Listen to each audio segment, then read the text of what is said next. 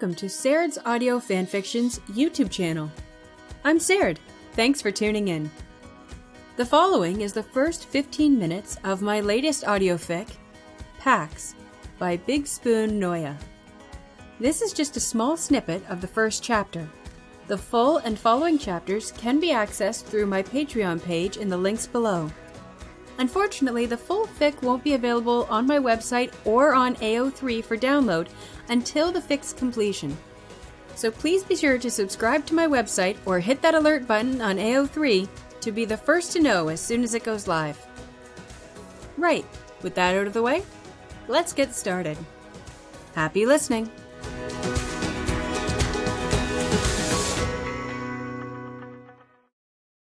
Chapter 1.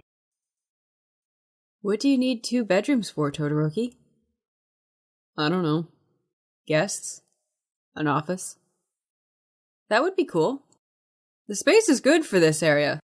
I did some research. You don't have to research other people's apartments, Ida. I was curious about the closets. Todoroki stands with his back to his friends, looking out the apartment's wide window on the city below. They're on the 16th floor of the building, and he can see everything. Cars zipping through the streets and people, little dots, going about their errands. Ida raves about the closets. It's uncommon to find them so large, even in this style of building. His voice fades as he thumps into one of the bedrooms, talking mostly to himself. Midoriya steps forward to stand alongside Todoroki.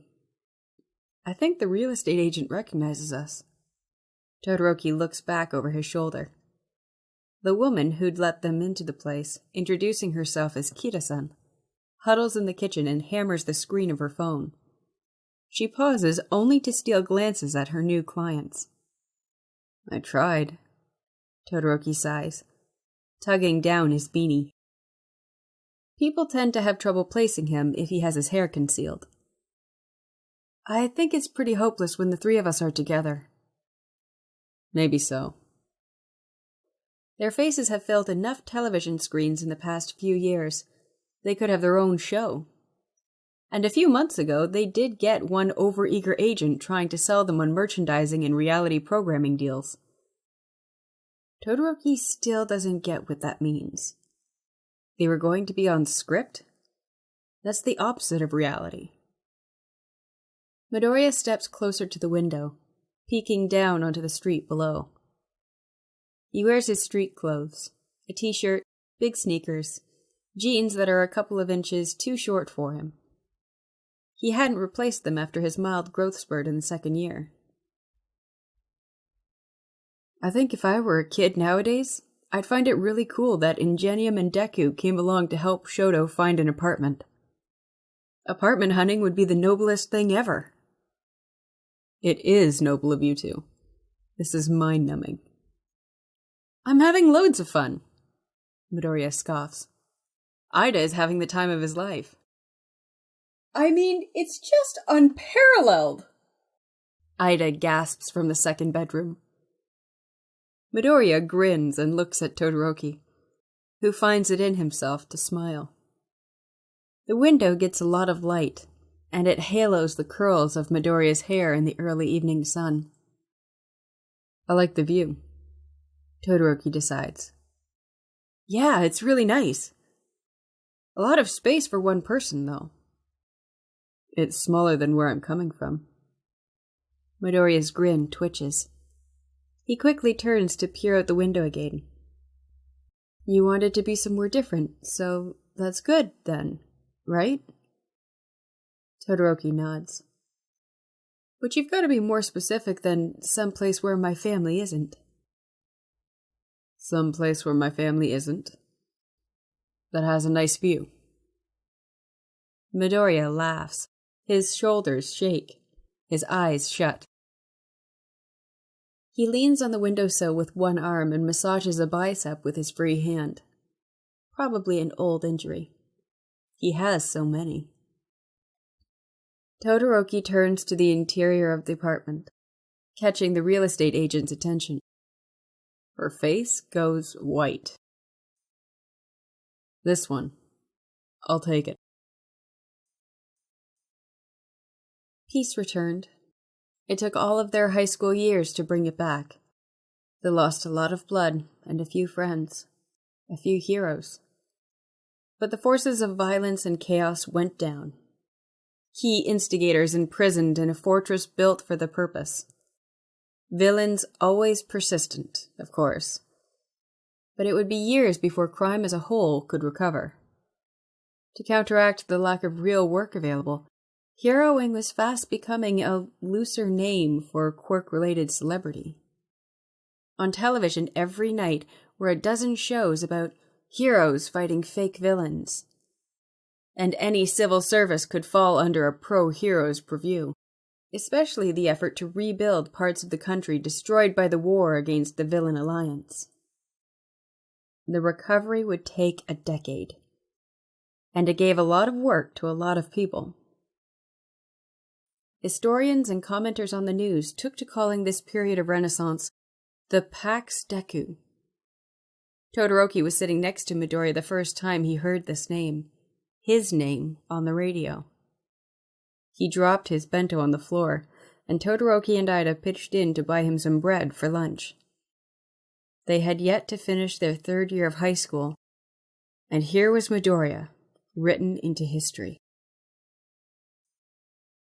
On Yuuei's graduation day, there were cherry blossoms everywhere, like a manga. Todoroki's sister had to pick them out of his hair before the ceremony.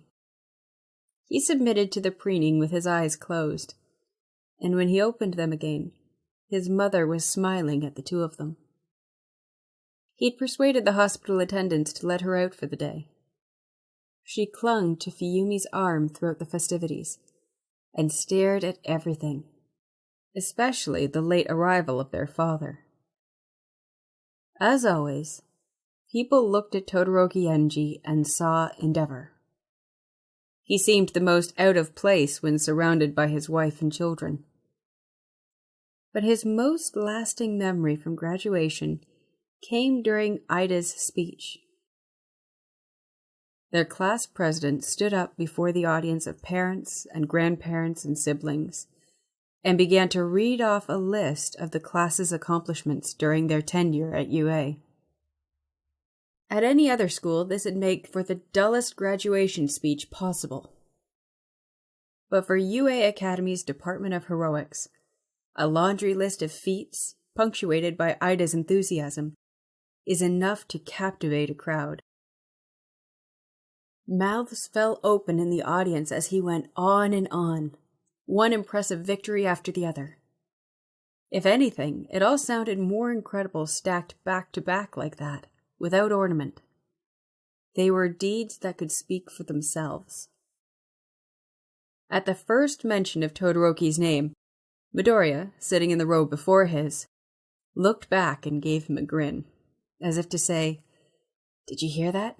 He's talking about you." He had done this to everyone else, mind. It wasn't a moment specific to Todoroki. Throughout the whole speech, he was smiling and twisting to look at his friends. Midoriya wanted to celebrate their class. He wanted everyone to feel camaraderie in their accomplishments. He was ecstatic just being alive. He didn't seem to hear how often his own name was mentioned in Ida's speech. Tucked between the collar of his shirt and his jacket, on the back of his neck, was a cherry blossom. It had probably fallen on him and gotten stuck as he headed to the ceremony. Todoroki remembers staring at it for a minute after Midoriya smiled at him, and then leaning forward to pluck the petal free. Midoriya glanced at him, saw it in his hand, and mouthed, "Thank you." The image of Midoriya's lips moving silently, and the fragility of the petal in Todoroki's hand. These impressions linger for the rest of the day, and then the week, and then it's been a month, and he can recall it very clearly. He didn't know what to do with the petal afterward, so he cradled it in his palm until he was outside again, and then let it flutter to the ground with the others, where it wouldn't look so out of place. The real estate agent promises to draw up the paperwork on Todoroki's apartment, and then asks to take a picture with the three of them. My boyfriend is a huge fan. The picture turns out horrible. Both Ida and Midoriya having their eyes closed, while Todoroki plain glares. But the woman's hands are shaking too much to notice. They manage to go unrecognized on their way back to the office, which is not really an office right now, but essentially just an office space, having next to no furniture.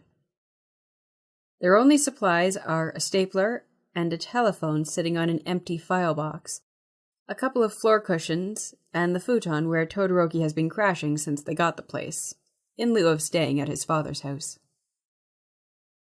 Desks, Ida declares as they filter back into the space.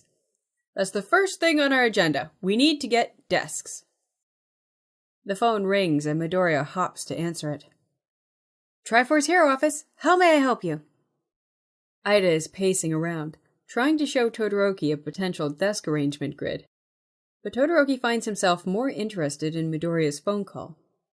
They only just set up the line before they left, and he doesn't think they've given out the number to anyone.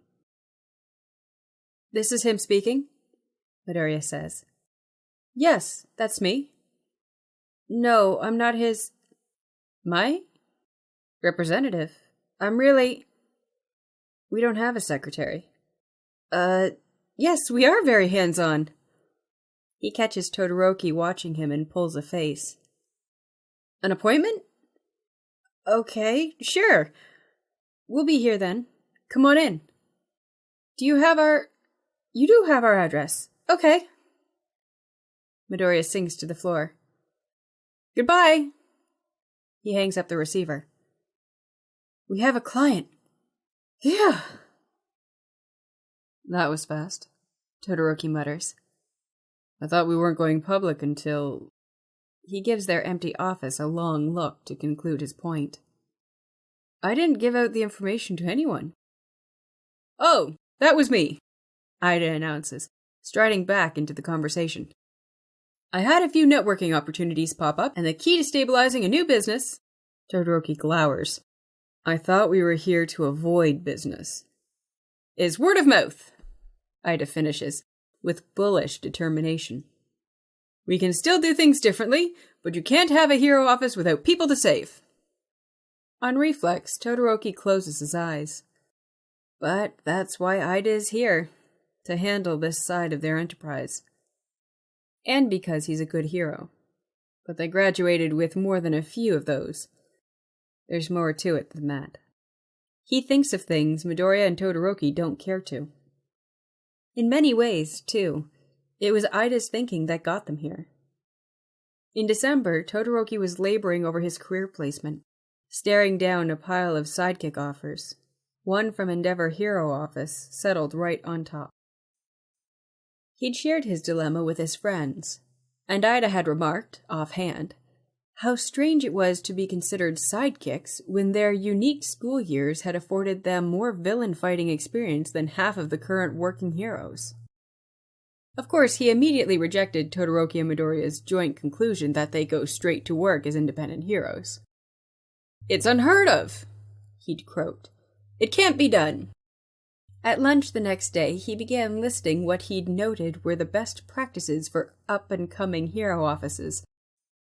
And what began with, if you're going to be so stupid as to do this, ended with, for the love of All Might, you can't do this without me. Todoroki had thought he might need to summon some persuasive argument or nudge Midoriya to whip out his bewitching enthusiasm. But ultimately, Ida talked himself into it, as he was wont to do. They'd invited Uraraka to join them as well. But the moment Midoriya mentioned everyone was committing to 6 months of pro bono work until they broke even, she went pale. She did promise to support them in any way she could, but another office had a paycheck waiting for her, and by extension, for her parents. While she walked away, Todoroki tried to imagine what a sense of duty like that might feel like. So, they registered their office, found this space, which had once been a home to a tiny insurance company, and set up shop. Or started to set up shop. Midoriya blinks at the vacant floor. She said she's going to be here at 4. What's she going to think when she walks in and it looks like this? Todoroki checks his watch. noon. We've got 3.5 hours. Can we get 3 desks and then some here in 3 hours? Ida asked, concerned. Midoriya clambers to his feet. We're professional heroes. We save lives. We can handle office furniture. When Ida and Todoroki still looked skeptical, Midoriya sighs desperately. It's worth a try, isn't it?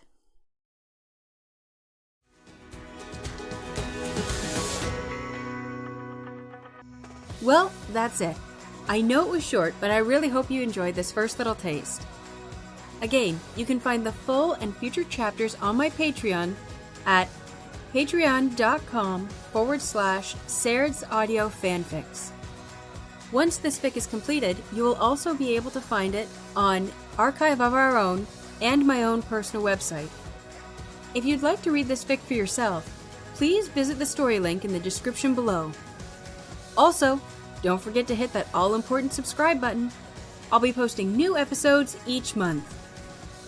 Until next time, happy listening!